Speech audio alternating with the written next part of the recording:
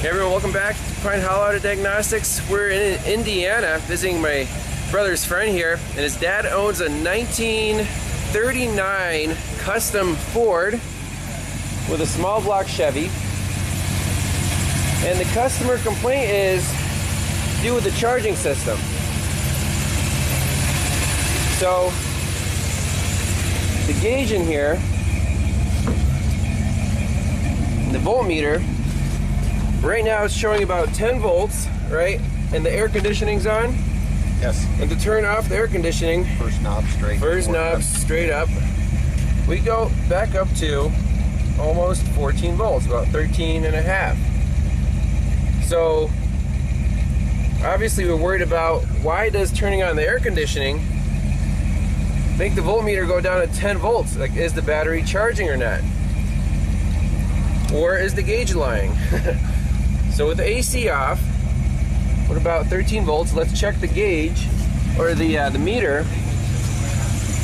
And the meter says we're at 14.6. So right now the gauge is showing about 1 volt too low. Okay, now we switch the AC on. We dropped to about 13.9. So less than a volt drop under the hood here, but the gauge goes to 10. So something's wrong with just the actual voltmeter gauge. Nothing's wrong with the alternator or the charging system. If we go to amps, right now we're drawing about 24 amps. The alternator's putting that out, and if you shut the AC off, drop down to about 12 amps. So the AC clutch and the fan draw about 10 amps of current. Yeah, that's fine, that's normal. So we have to figure out why that voltmeter gauge is not agreeing with our actual voltage at the alternator, especially when that AC is on. There's a voltage drop somewhere in the gauge wiring that whenever the AC is on, it draws too much, a lot of current. And if that gauge is wired in, not at the alternator but somewhere else, it will have a voltage drop. It could also be a ground that's being loaded, and again messing up the reading of the gauge. So let's see if we can track it down. So the battery on this car is in the trunk. We want to make sure that the battery voltage over there is the same as at the alternator. We have 13.7 at the alternator. Okay. Go to the trunk. This thing sounds amazing. Let's put it on here.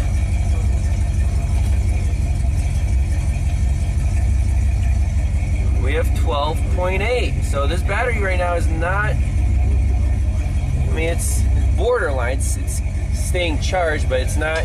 It should be a little higher than this. So we have about a 1 volt drop between the alternator and the battery. Now if you shut the AC off,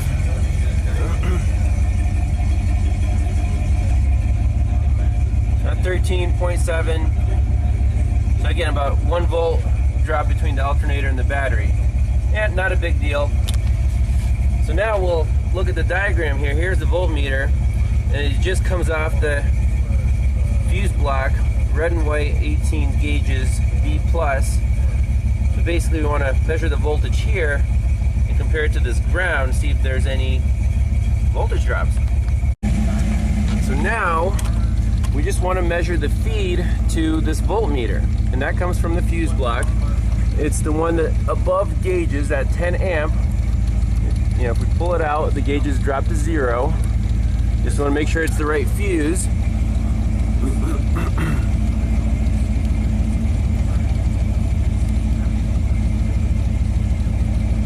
Okay, gauges all drop to 0. Pop the fuse back in. The gauges come back to life. So let's see if we're reading accurately here. So that's the main ground wire. If we go to the gauge fuse, it says 13.9, and that's about accurate. Now flip on the AC. Boom, we go to like 10, and we're about now 11 on the meter, which is at least 2 volts lower than at the alternator. How about that? So there's a voltage drop again between the alternator, the ignition switch, this fuse, and then you think that you're not charging, but actually you're doing all right. So it's about 10.2 on the gauge, but we're at 11.1 on the meter. So all these little voltage drops add up to make it look like you're not charging. Now you shut the AC off again. That makes all the difference, huh? 14, almost 14, 18, 13.8. So that's pretty close. Right now the meter agrees with the gauge. Now if you turn the AC on, we're at 10 on the gauge and about 11 on the meter. Now there's another volt dropping here, so we can look at the AC diagram, see where that's drawing. There's an electric fan fuse. We do have some relays. Right now we're almost like 10.3 maybe, and on that gauge fuse we're at 11.2. Okay, so that's a good, we'll write that down. Now I have my power probe extension connected to the battery. So this is where we want to reference everything, the battery. The voltmeter ground I connected to the battery now. And let's do some voltage drop measurements. So at the battery, if we just probe, let's see, this right here, we're at 13.9. Okay, at the gauge fuse, we're at about 13.8. That's good. And our voltmeter agrees. Now the fan, did the fan just kick on? Did the fan what? Did the fan just kick on? It might have, and maybe it got up to temperature that it did come on. Okay.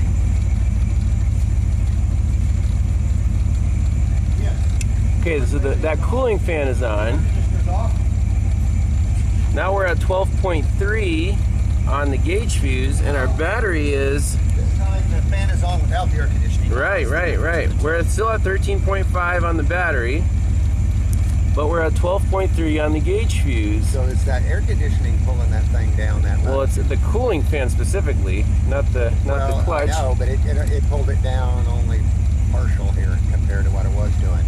Right, so the fan is on, but the air conditioning is not. Right, and if we turn the AC on, then it'll drop the rest of the way. it'll drop a little more. Yeah. Now we're at 11.2 on the meter, and the actual battery is still about 12.9. Okay, not terrible. So the cooling fan will come on. That's good. So far it looks like it's doing what it should. Everything's working like it should. Yeah. Except that meter. Except the meter, yep. Well, the meter's right, but except we're getting a draw somewhere. So right now, whenever the cooling fan comes on is our big discrepancy. So we're 12.4 on the gauge there and 13.6 at the battery. So when our cooling fan comes on, that gauge fuse is seeing less voltage. Grounds are fine. We have to figure out, look at the diagram for the cooling fan, see where that's drawing, most of its current. Switching. So, the finding here is, why is this fan, when the fan's on, is really drawing down the system voltage to this fuse box? Well, what I found is, this is the fan relay up here. It's supposed to be hot at all times on this load side feed. However, it's tied to the ignition switch, so all the current for the fan is going through our switched ignition power. And these two wires right here are actually getting pretty warm, this red and the orange. So if I put the relay back in, you'll see the current on that wire goes sky high, 20, almost 20 amps, just because the fan came on, and the voltage drop on everything here, we're gonna go down to less than 10 volts.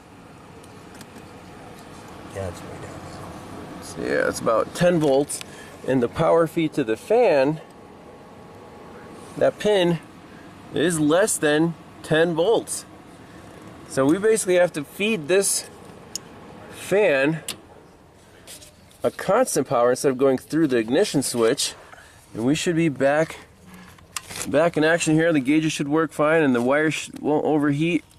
So I'll just prove that this is ignition switched power, and we're at 12 volts. Yep, so turn the ignition switch off. We go to 0, and on the relay, this pin is supposed to be hot all the time. It's 0, turn the ignition switch on.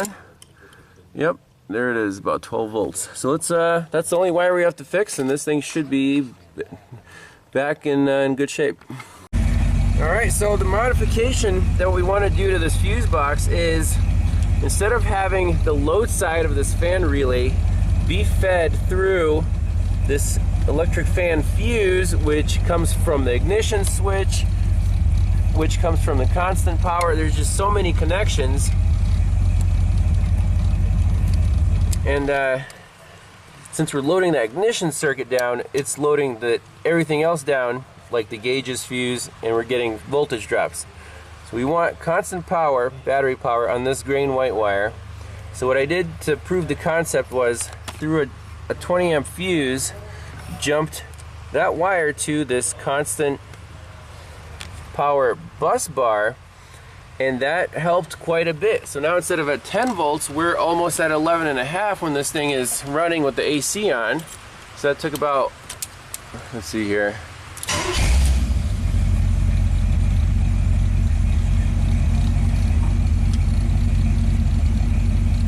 volt and a half. And that single wire alternator is just not really the best alternator you can get for this thing. Like a GM single wire would be a good upgrade. So the voltage eventually climbs to 14 with everything off. So let's switch on the AC. You can see we're like 11.5 now instead of 10, right? So that's a big improvement already. And the voltage of the battery is slowly dropping here, so the alternator is not quite keeping up. We rev it up a little bit.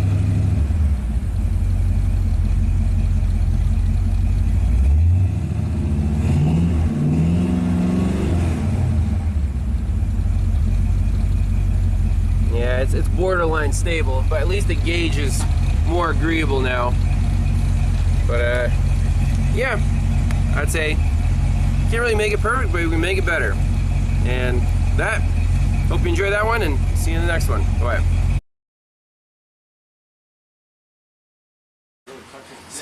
So this car, a little bonus footage. This car has some tricks up its sleeve. It's a pneumatic suspension, right, Mike? Right. And man, that sucker is scraping basically. Yeah, it's sitting on the transmission pan. Wow. So how do you get it back up? So, good level on startup. Let's see if it does.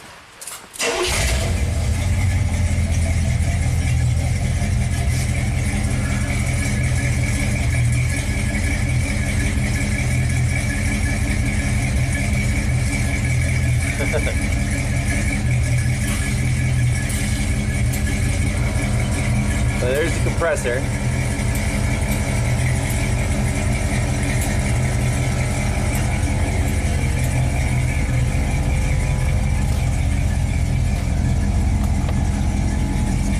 So you got a little controller in here, right? And yep. It shows you the pressures in each corner.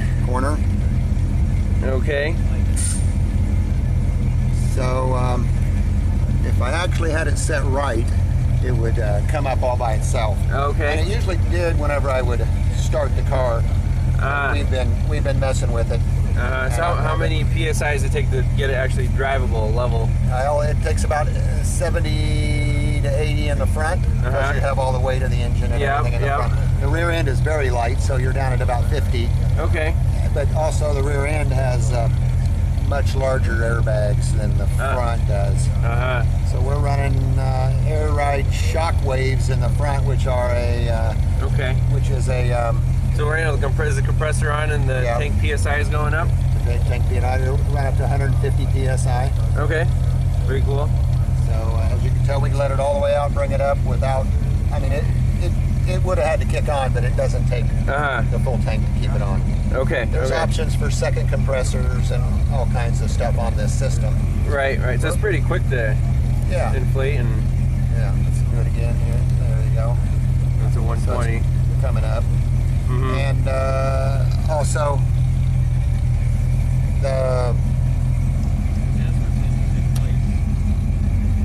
it has couple automatic sets, so you could have it where it drops down within I don't know, a couple inches of the ground. You want to just like you're driving in a show and you want to show off, you can hit a preset. Okay, so you can calibrate it. In the menu. Basically, this height was this PSI. Yeah, so we have some. And then go boom, it drops them all down at once. Yeah, there's the menu, and I think if we select that one, select. It's on. I guess it's just on and off. Okay. And then you can go to these different ones. That one's on too, so I'm on a preset one now. Right. And then you can do full. Did you install this system yourself, or? Yes. Yeah. So you can do a system setup if we want to. There's several other. You can do it wirelessly, and then cool. Advanced settings, and there's all kinds of different selections you can do. Pretty smart controller. Yeah. Can you make it like bounce up and down? Well, like a routine. you could. I guess if you wanted to do a routine, there's probably a way, but this car isn't really made that way. Yeah. You don't want it to slam it. It also has. If you want to go to the back, we'll talk about the stuff in the back. How's the voltmeter doing? It's over 12. About 12 and a couple. So everything's off right now. Yeah. But the compressor was on. The compressor was on for a little while. Yeah. It looks like it's at 150 PSI. Okay. And we still got it's over 11 now. It's a little better than it used to be. Yeah. But I think with a good alternator in there and that good wire, you'll be in really good shape. A change of the wiring system. Yep. We'll just hot wire that. So that's neat. Yeah, it's a vintage air unit. So this is a. Okay. So this is a aftermarket, but it looks like all set underneath the dash. Nice. This is kind of a temporary system until we get a mount on there, but it'll mount approximately there. Yep. And a stereo wire running to the trunk. So. Well, it's not doing too bad there. Yeah. With everything on. Everything on. Yeah. So there's not much left in the glove compartment with the vintage air unit. Okay. So you have to gut that to put everything in there. So you're not going to have much in there, but No, is this original? That's original. Does it work? No. Well, no, it doesn't. I haven't hooked it up. I didn't want to take a chance of burning something down without knowing it. Yeah. Probably do it outside. That's so awesome. A couple of unique features is when it's up like that and it is powered, there it would turn. There's a switch in here that actually turns this light on and it shines into the glove compartment. Oh, okay. So, There's a glove box light. Yeah. It's a gravity switch, so when it goes like that, the gravity turns it on and shines into the glove compartment. How fancy for 1939, Dad. Yeah. And this was originally a speaker, and I turned it into a vent. So we put it on the. Oh, okay. It'll start blowing out of it. Oh, so you got a nice air over here. Yeah, and coming out of that as well. Okay. Not a lot, but Yep. a lot of air moving out of those little vents. So, so these are original switches here? No, this is the light switch for the headlights. This is an interior switch for the interior lights. It is the original ashtray. Yep. And I made this into a cigarette lighter. There you go, little USB charger. And a USB charger, so that you got to have the modern day amenities. Yep. That's so awesome. Tried to keep the dash as original as I could. Obviously, I cut these in there. And still got a little stereo system work to do. So right now, with the AC on, you're about 12, right? Yeah. So that's a big big improvement, yeah. Well, actually, the fan is, since we took that jumper out, the fan isn't on. Oh, okay. Yep, so Okay. I guess you don't want to run the air conditioning without the cooling fan there. Right. All right. So these big, that's the main cable. Okay. These cables here coming from all four sides of the car. Several of them come in from the two back ones come in through the trunk here. So these are air lines? Well, these are actually control lines for each corner has its own height sensor tied to the rear end. Each side and each front. So they all know where they're set at. And so if you load the car up, it'll self-rise to stay at that level. Or if you turn in a corner, really long corner, and leans, it'll like really. It has feedback. It has feedback. So all four corners have a feedback, and that's why all this computer system is so intense. There's all four corners. So those are the 4 channels, the 4 wheels. Left, right, and then the full suspension, and then what's the other one? I think it's just a feed. No, it's just it's just the display. And so all this wiring ties in to this computer system, which will be mounted all on this wall here, and then a separate panel put in front of it. Okay, Where we're still developing the way we want it, we're kind of just seeing how everything fits. Yeah. So we've got some new fuse boxes and some stuff to hook the battery up properly instead of, but it's getting there. It's a work in progress, but everything's functional, right? Everything's functional. We wanted to test everything before we do a final install. Yep. So everything runs through the roof line, and none of the wires are down in the floor. Amazing. Underneath.